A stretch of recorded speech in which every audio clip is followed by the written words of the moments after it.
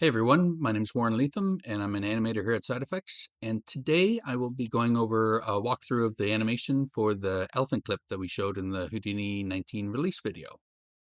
So essentially, I'm just going to go over the typical quadruped keyframe animation cycle. I'm going to show the rig layers of how changing that cycle into a biped, using motion clips then to blend those two together, and another rig layer to keyframe over top, to writing out that FBX file and getting in the new FBX file with the ragdoll sim of the trip and the secondary motion for the ears, trunk, and tail. Keyframing over that to make adjust the trip a little bit, and keyframing from the resulting ragdoll so he gets back up and back into his original start position so that we have a looping animation here. So let's just dive right back into that, shall we? So the first thing I should mention is this isn't going to be a technical demo. This is going to be essentially just a walkthrough of the animation, the steps it took to get the motion for this, which was essentially, as I mentioned, a quadruped walk cycle, a biped cycle, blending those two animations together and sending that off, getting the ragdoll back, and animating over top of that.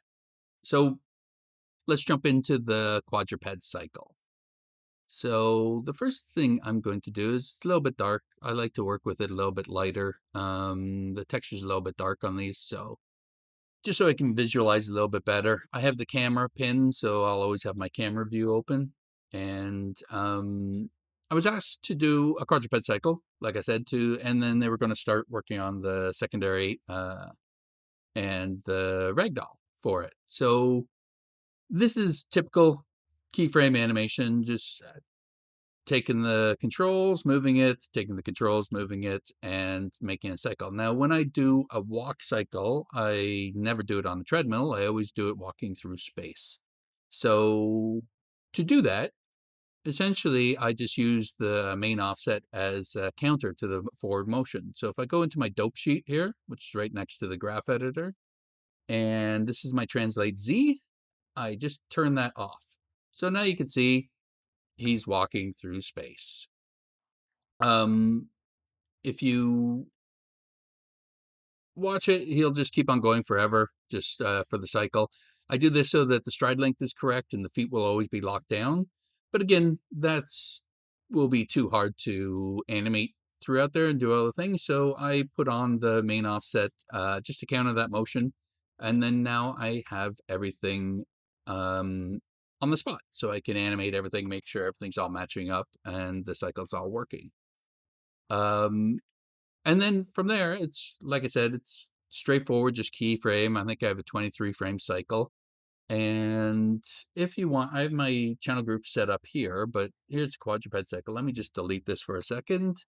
And if you right click on your rig and you go parameters and channels, create nested channel groups, that gives you all your channel groups that you have. So it's really, really time saving. You don't have to set anything up yourself.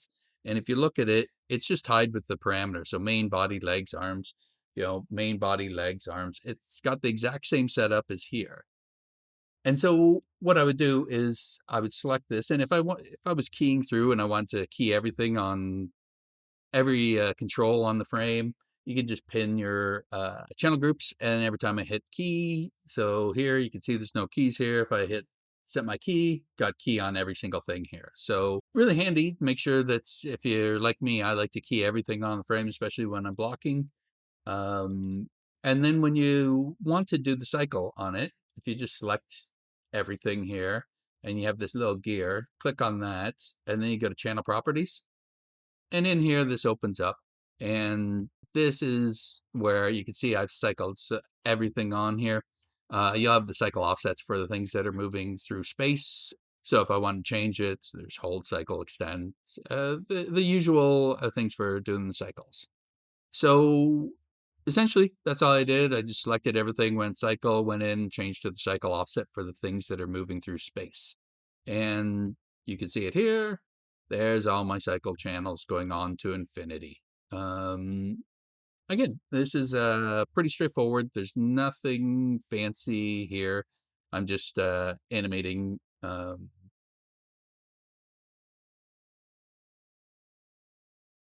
I'm just animating through there. So I think I've just keyed something wrong here, but there we go. Now he's back on spot. Okay, so that's essentially it. And I have this quadruped animate. This is just so I know what I'm going to be reading in shortly. So when I get to that, I'll point that out. So the next thing we'll be doing is let's go in and let's go into the biped cycle. So essentially, what I did here is I just copied it and pasted that rig with the animation. You can see it's the exact same. I just copied it from that, pasted it in here. But the one thing I did is because I know I'm going to make him upright, I just deleted all the keys for his arms. So there's no motion on his arms. I'm going to be redoing that motion. And the other thing here is I ended up getting rid of the animation, so that the cycle, so that there's no cycle. And what I've done here is I've just done a rig layer, which is taking your rig, dropping down another rig and plugging that in. And essentially this is very similar to an animation layer, but it has more uses later on, as you'll see when we get into the ragdoll. So I've just plugged this in and I've just changed the animation from there. So you can see I don't have a whole bunch. And if I turn this on, you can see that the whole back end, the legs, it's the exact same cycle. I didn't want to have to redo those things at all, or I just wanted to keep that motion. And what I did is, like I said, just a few simple keyframes, like 5 keyframes here. I just rotated them up, did some changes. I think I played around with the head a little bit. And the majority of it, I just redid the animation for the arm cycle, just to get so they're since they're no longer contacting the ground. Again, very straightforward. Channel groups up here that I had from this, but that was it. Just taking the one cycle, deleting all the cycle, deleting the keyframes for the hands, and adjusting the animation on top of there. So if I wanted to make him really lean back, I could do that and move him back here, and then that will all go in there, obviously, but really bad animation, but that's essentially what was done. And now I have my biped animate. And so I have my two animations, the quadruped and the biped. They're all just lining up based on the same cycle. The next thing I want to do is, because I want to try using the motion clips and cycling the motion with the motion clips and blending that animation together. And what I needed to do is just have the cycle, do something pretty simple, and get them to be upright walking. So let's jump into the blended animation. And what you have here is the quadruped animation that I did, which just with my object merge. And if I go here, you can see this is out where it's reading it in. Bring it back.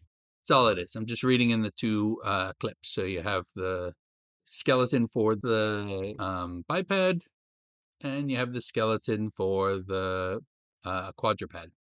And the quadruped cycled, biped not cycled. From there, what I did is I just added a motion clip, into motion clip, and this is kind of it's an interesting look because it's almost like an onion skin. You can see all the motion that's going on, that's going there. You can see where your arcs are and everything. It's kind of an interesting look, but it is very a little bit abstract. As an animator, you want to do this. So what I do, let's just do a drop down, a motion clip evaluate.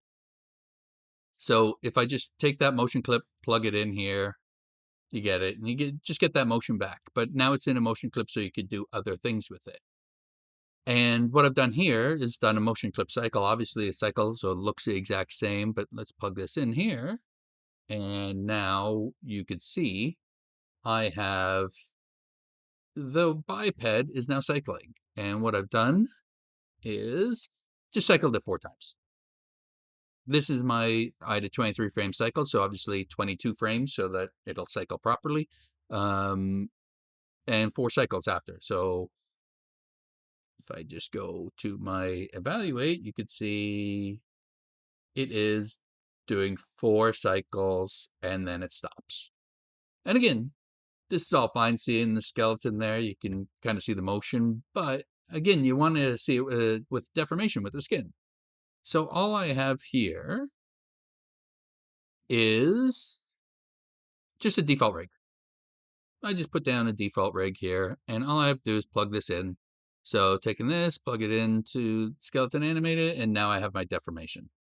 So there's my 4 cycles and stopping. So now I can see the motion on it and how it's all working. And it's all good. And from here, what I did is I went into a motion clip sequence to blend. But before we get into that, I just want to show you a motion clip retime. So I was playing around with things. It was just, I wanted to play around with some more of the tool set for the motion clip. So again, I'm just going to plug this in to my motion clip evaluate. And now will be on here. It's the exact same thing, but let's go into the motion clip retime. Now, say you had your animation and you wanted to speed it up. Say you wanted to go him to walk twice as fast. So you just double that speed and now he's going twice as fast. So say I wanted it to be half the speed, slow.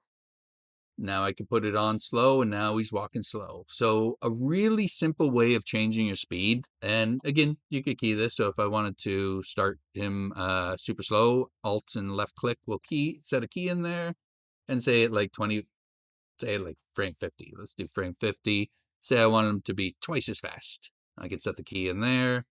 And now he goes from slow to fast.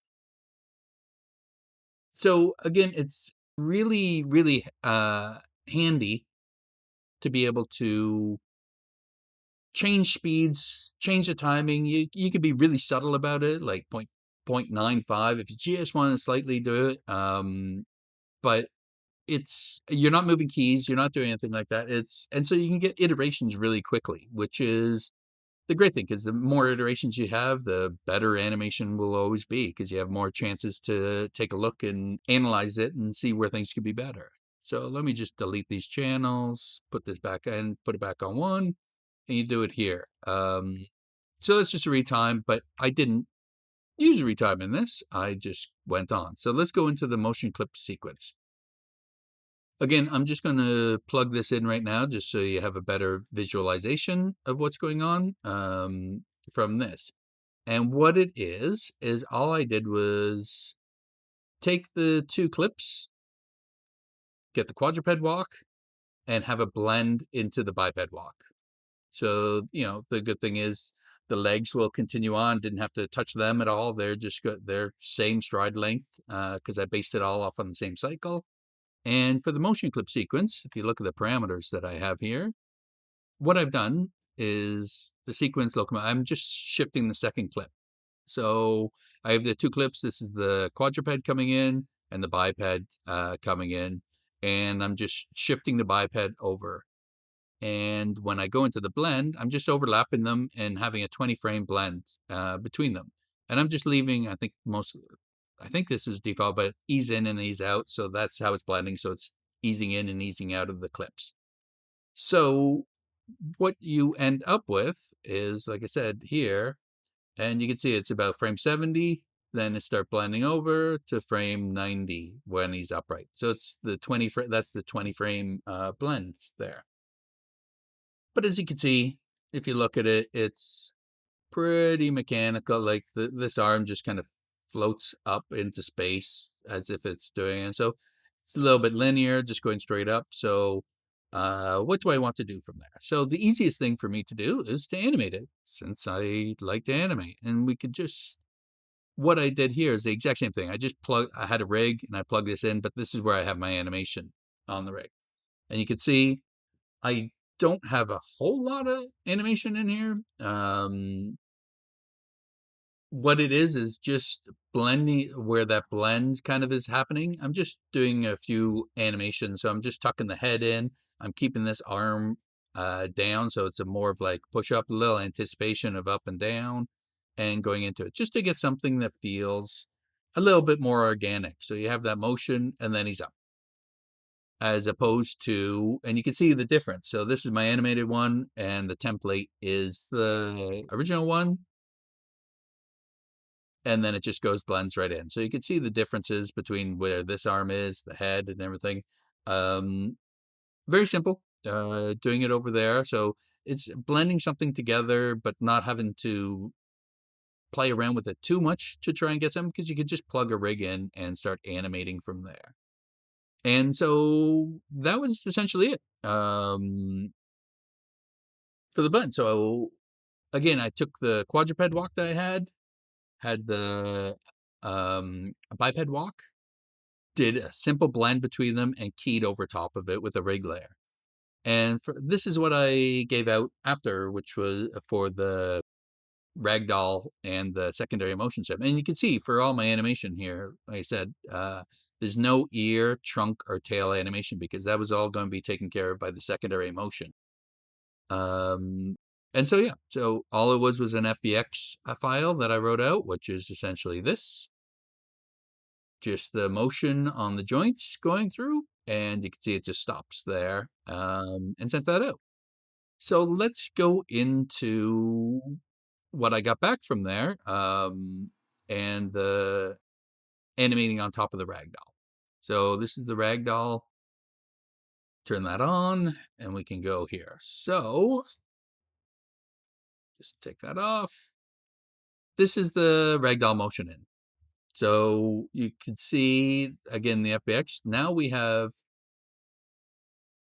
tail motion, the ears and the trunk are all going. He gets up to his walk, and now he goes. You can see the ragdoll turn on, and he falls down. What I'm going to do here, again, just to see it, I'm just plugging in a default rig, and now I have my motion on here. So this was where we go, and he falls down. Nice. We get the nice dynamic motion, nice motion from the trunk and everything. And if I wanted to just show the original, this is what I wrote out for them. It just stops. You could just see it stops, and you could see the joints going from the ragdoll of what's happening from there, and go from there. So essentially, I just took that, and here's where I was a bad animator. I wasn't paying attention, and I animated on the incorrect rig. I just wasn't paying attention. I brought the wrong thing in, and I did all my animation on this. So what you could see, if you'll notice, you could just see right away that there's different deformation and everything, but we'll just go over this right now, just to see. So what I wanted to do is I wanted to adjust the animation a little bit, make the trip, I have him launching up in the air a little bit more. So if we go to the incorrect main, so main translate offset. So you can see I globally just made him so he catches a little bit more air as he trips. So he goes up. And let me just put this on so we can see the difference. So the template one is the one before I did any animation on it, and the gray one is the one with the animation. So you can see I did a few things. I got him up. I changed the leg spacing just to have a little bit more of a kick as his leg comes up. I animated the head back a little bit more, and just adjusted it pretty simply just over there, just to get something a little bit different. And again, I didn't have to match or do or bake or do anything like that. I just plugged it in and just started animating over top with the rig layer.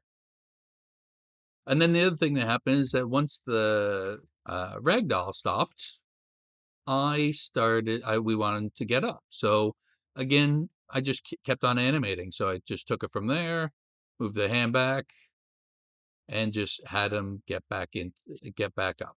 So just keyframing all that animation afterwards.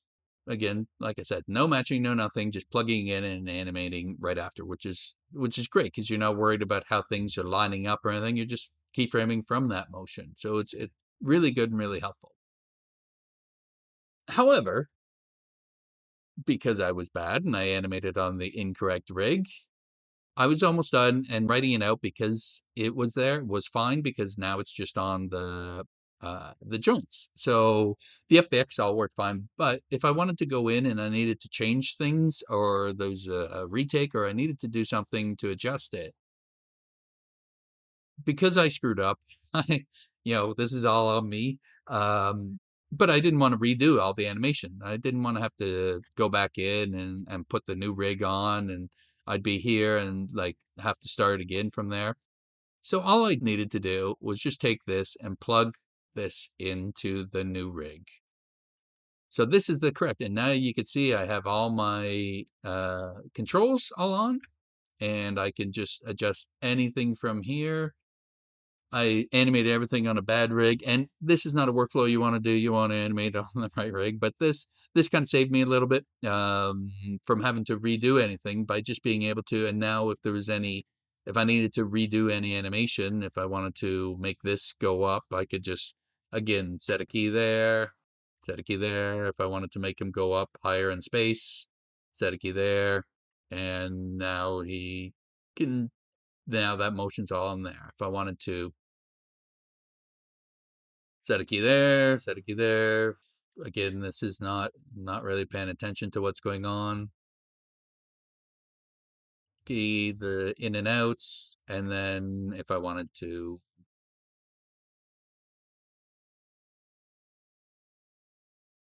just animate the foot a little bit better.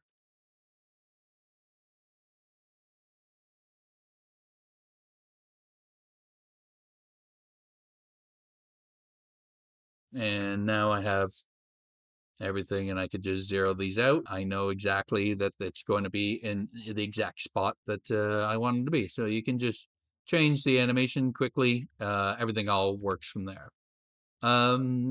So that was essentially it from this. This is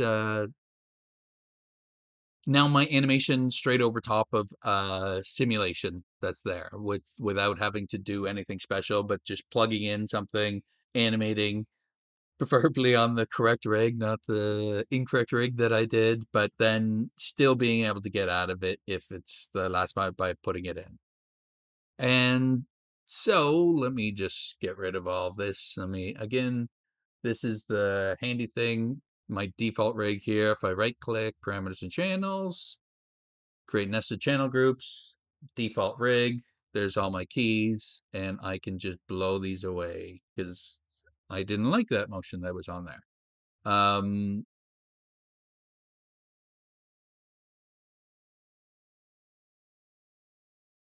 there we go.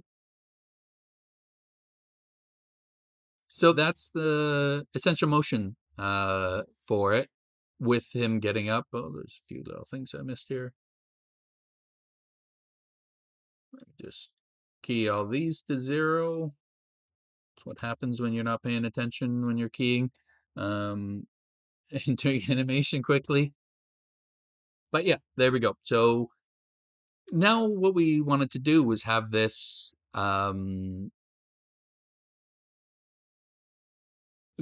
basically uh, cycle go into a loop. So you can see I've just stopped him at like I think it was 254, and I want him to go into his start thing. So we don't have this. We can just loop the animation from there. Now I could have went in and keyed and did everything from there, but I wanted to play around and see how you could do it differently and play around with some things for extracting motion from the motion clips and try some new things. So again, I could have just keyed it there, but let's just go through here. It's a little bit. I probably wouldn't have done it, but it was good for me to just start using some more things and seeing how you could do it. So essentially, this was again the animation here. Let me just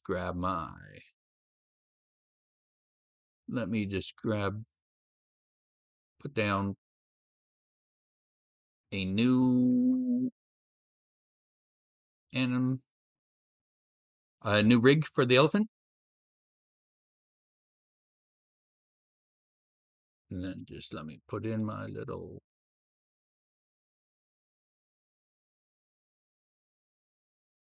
All right, so there we go. Now I have my default elephant in here, and we can just see what's going on if we need to. This is the motion clip evaluate that I put down. So essentially, let's just plug this in here. Plug this in here. Now you get it. So this was the whole animation from getting up and now going into the loop. You can see it there. This essentially, I'm just taking the motion, setting it up for the frame that I want it to end.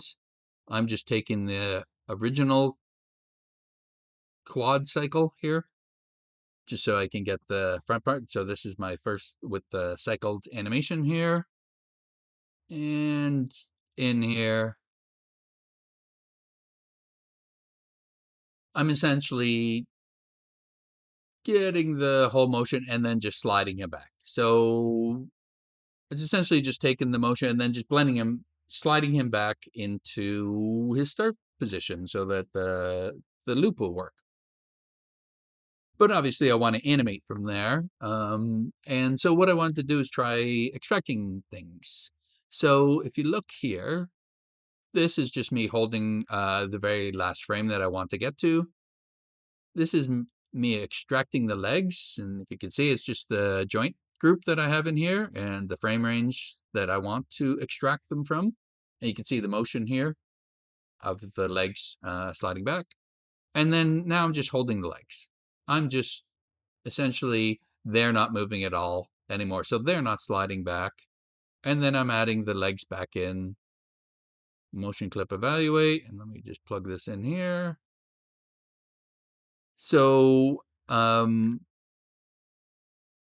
so again, let me just do a quick little summary. So I'm just taking the animation, extracting the legs. So where he's just sliding right back to the spot so that the legs aren't moving, but the body's moving. And again, essentially you end up with this, legs in spot, body going back. And all I did was here, plug in my rig from that again. And now I have my keys all at the end here. So I could just keyframe him going back into that, just doing the animation. So he's kind of, because he's reversing into then walking forward. So I just needed to animate those legs to work a little bit better. And if you take a look at this, you see this. Now we got the full cycle going on. So quadruped to biped with the blend, ragdoll, keyframe over top with the secondary motion on the ears and everything, getting up, backing up with a nice little loop going in. And that's what I wrote out for the FBX for the render from there. So again, it was fairly straightforward. If let's just go through a little summary again from here. So I had my quadruped walk, typical keyframe animation with a typical cycling the motion on there all the way. Using that cycle to get a biped walk, not cycling that because I'm going to do that later. Again, no animation on ears, trunk, and tail. Blending that animation. Oh, let me put the correct on there. Blending the animation so that we're going from a quadruped to the biped with some animation in between just to try and make it feel a little bit more organic and not so mechanical. To writing that out and getting the ragdoll in and having the secondary motion on the tail, the ears, and the trunk already. So none of that's keyframe. Getting the ragdoll, adjusting the ragdoll to kick up the feet, get some more height on him, adjust the animation. Taking over the ragdoll sim after so I can make him get up without having to match any positions or anything, just keyframing by plugging that right in. And then eventually playing around with something just to get him back into a loop and having the loop cycle. So very straightforward. the way it kind of works out just by setting it all up. And yeah, I hope this was helpful. The motion clips are really interesting. I'm starting to use them in a lot of my workflow now because you can just get so much adjustments. Being able to plug things in, just a rig right over simulations and changes in motion, and just being able to animate over top without having to match, bake, do anything like that. You could just start keying is amazing. It's like just saves so much time. So again, you could spend more time animating and less time having to match and do all the fiddly stuff and just start keyframing from there. So that's it for the elephant animation. Hope it was helpful and hope it's opened up some ideas of what you could probably possibly do with using motion clips and simulations and rig layering. All right, that's it for me. So take care, everyone, and until next time.